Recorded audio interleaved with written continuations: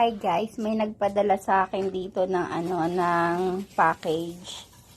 Ayan o. Tingnan natin kung ano laman ng package na bigay niya sa akin. Galing tong Laguna.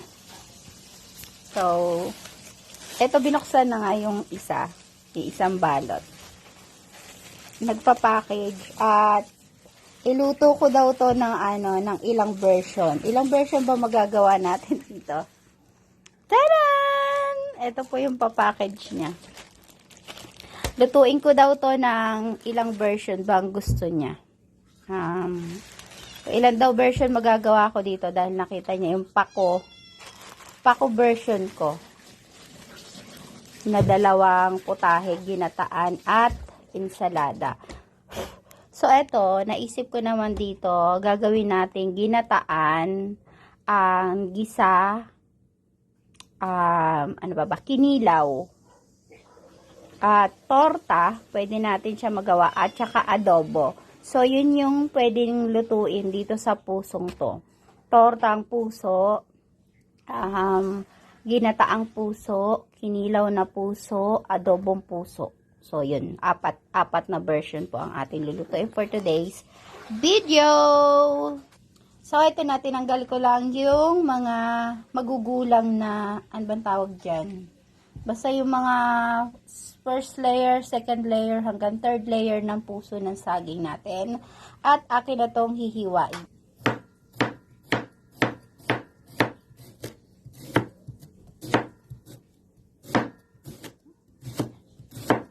So, ito na nga, nahiwa na natin yung tatlong puso. Ngayon, lalagyan ko siya ng asin. At ito'y aking lalamasin para mawala yung katas niya o yung dakta niya. So, lalamasin ko lang muna. So, ito na po yung ating piniga sa asin. Akin na po yung hinugasan din para mawala yung alat kasi napadami aking asin. At ayan uli ay aking piniga uli para mawala yung katas. Ngayon naman ay magigisa na tayo at magluluto na tayo ng ating menu. So, uunahin natin lutuin ay ang ating ginataang puso. Painit lang tayo dito ng mantika. Ito ay walang sahog guys. Pero pwede nyo tong sahugan ng dilis. Kung gusto nyo, dilis, labahita, pork, or kahit anong gusto nyo. So, andito ang ating mga sangkap. Ayan ang cute, nandito sa dahon ng saging. Ayan, maglalagay lang ako dito ng sibuyas. Tapos, luya. Lalagyan natin ng luya. Ayan na magpapasarap sa ating gata. Tapos, bawang. Ayan. Gigisa tayo dyan. Gigisa na natin yan kasi wala tayo paggagamitan ng bawang. So, gigisa natin lahat. Damihan natin ang luya para masarap. At syempre, inetos-metos natin. Mix-mix natin. Hanggang lumabas yung kanyang katas. Sabi lang nila, malalaman yung luto na yung sibuyas kapag ito ay naghihiwa-hiwalay na ganyan. Huwag humiwalay na siya yan. Hindi yung hiniwalay nyo ha. Kusang hihiwalay kasi yan kapag lumambot na siya. So, ayan, lalagay na natin yung puso ng saging. Yan.